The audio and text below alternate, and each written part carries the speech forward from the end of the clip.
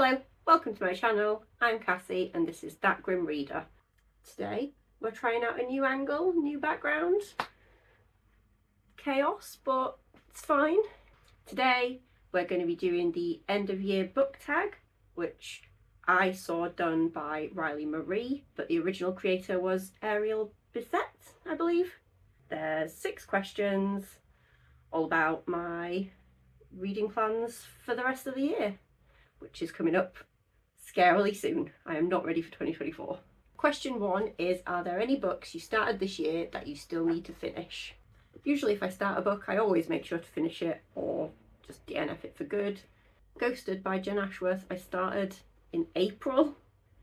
I was on holiday.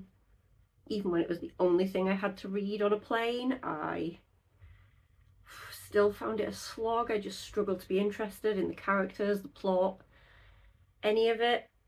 But the cover is beautiful. I love a floral face situation. I've tried to read it again a couple of times since and still only ever made it like 10 pages each time. Maybe I should just give it up, or maybe I'll give it one more try to get it finished by the end of the year. If you've read this and you think it's good and worth the effort, please let me know. I need the motivation to keep trying. This is about one ordinary morning, Laurie's husband disappears, leaving behind his phone and wallet. For weeks, she tells no one, carrying on her cleaning job at the university, visiting her tricky, dementia-suffering father, and holding up in her high-rise flat with a bottle to hand. When she finally reports him as missing, the police are suspicious. What took her so long?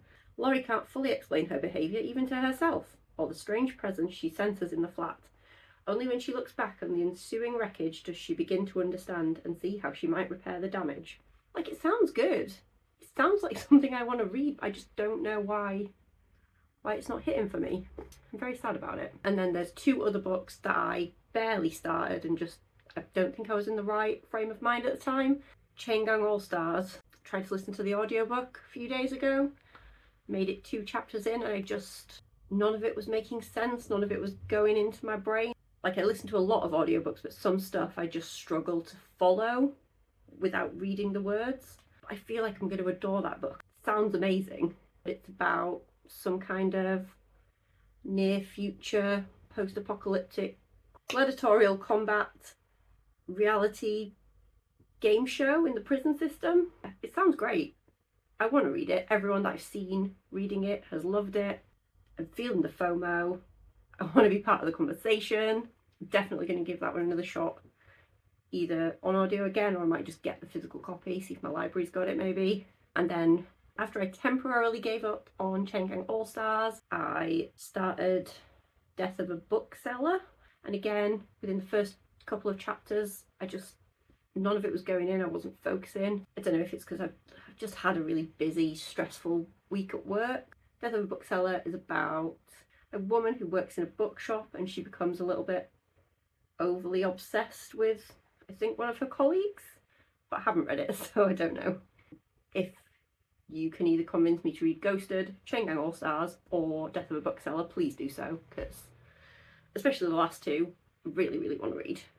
Question number 2 is, do you have an autumnal book to transition into the end of the year?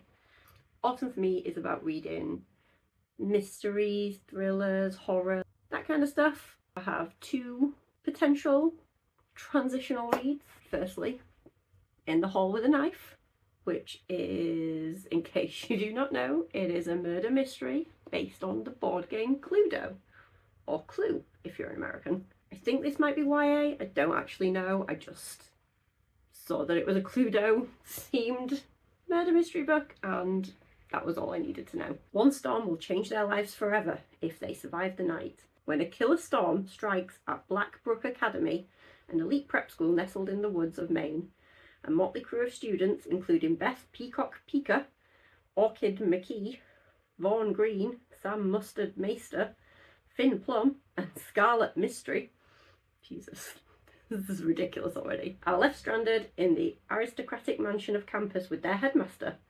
Hours later, his lifeless body is discovered in a pool of blood. With this group of students, nothing is as it seems, and everyone has a motive for murder. Fans of the Clue board game will delight in Diana Peterfreund's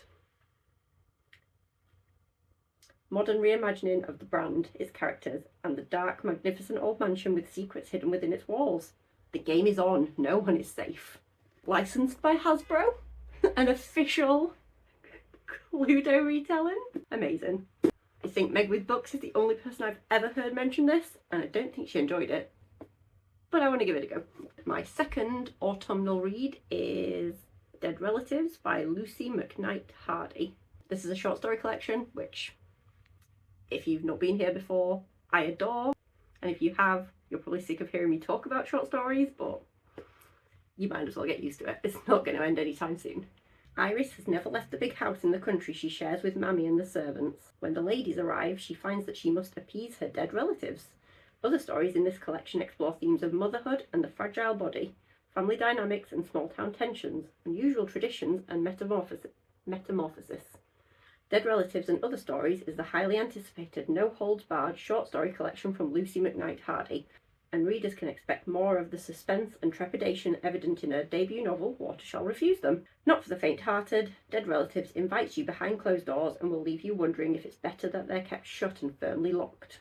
Sounds a bit vague, but I've seen a couple of recommendations for this, I think on Instagram or TikTok or somewhere. I'm going to give it a go. Add it to the list of short story collections. Question 3 is there a new release that you're still waiting for? Technically, no. I really want to read Nestlings by Nat Cassidy, which did supposedly come out on Halloween, but I'm having trouble finding it available for purchase. Don't know if that's a UK thing or a me thing. Forbidden Planet lying to me. Oh, it'll be available on the 7th of November. No, it'll be available on the 14th, and now it's moved to like the 28th, so maybe it's never coming. So Nestlings is described as Rosemary's Baby meets Salem's Lot. It's about a couple who just had a baby. The mum had a really traumatic birth and was left paralysed, and for some reason that I'm not quite sure about, they are given a free apartment to live in, which is great, until they start finding unexplained needle-like bite marks on their baby. And that's all I know and all I want to say, because anything else probably would be a spoiler. Sounds amazing, really want to read it, just hope I can get my hands on it somehow in the near future. Question 4 is, what are 3 books you want to read by the end of the year? Firstly, Have Nothing to See Here by Kevin Wilson. This was on my 23 in 2023 list.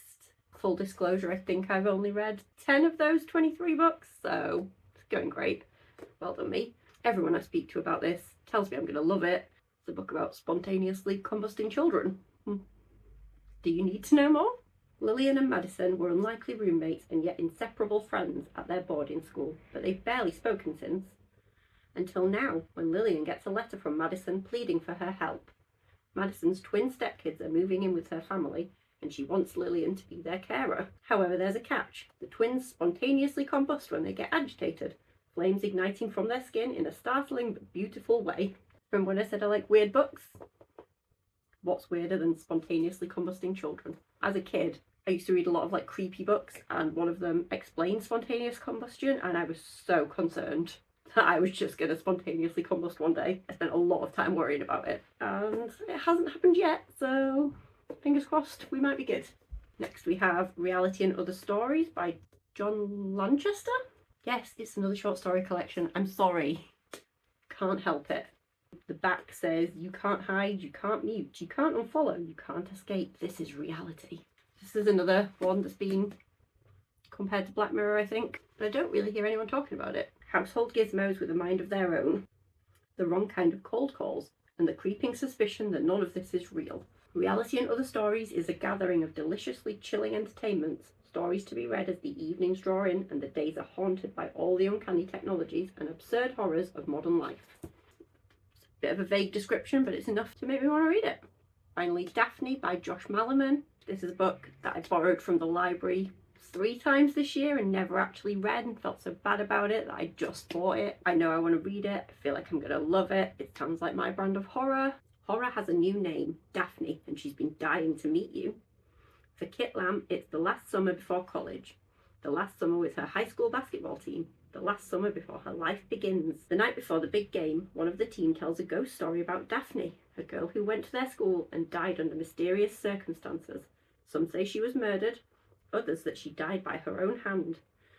But some say that Daphne was, or is, a murderer herself, that she's still out there, obsessed with revenge, and will appear any time someone thinks about her to kill again. As her teammates vanish one by one, Kit begins to suspect that the stories about Daphne are real, and to find the truth behind the legend, she must face her fears, or else the summer of a lifetime will become the last summer of her life. I want to read it. Question number 5 is there a book you think could still shock you and become your favourite of the year? I think Nothing to See Here could absolutely be my favourite book of the year if it's everything I'm expecting it to be. And I do think that if I actually manage to sit down and read Chain Gang All Stars, I could absolutely adore that too. Question 6, have you started making reading plans for 2023? A little bit. I know for a fact I'm going to want to read the new Wayward Children book by Seanan McGuire. Mislaid something or other. Mislaid in Parts Half Known or something. It's got dinosaurs on the cover. I keep doing this because there might be a picture here if I figure out how to do that. Otherwise, I'm just being a little teapot. Who knows? But in terms of videos, I've got a couple of ideas. One is the standard that I've seen all booktubers do. I think Kayla from Books and Lala seemed to have started the trend of reading booktubers' favourite books of the previous year, which I usually do just privately anyway and end up finding some absolute favourites. This year I might try and make a video about it, we'll see. And then I have one other video definitely planned, which I'm going to keep a secret. It's pretty niche, I don't know how much interest there will be in the topic, but it holds a personal interest for me, so we'll give it a go. And that's it. That was the end of year book tag. Thank you for watching. Thanks for being here. I'm still having a lot of fun making these videos, even when I am as rough as I am today. Thanks so much for watching, and I'll see you again soon. Bye.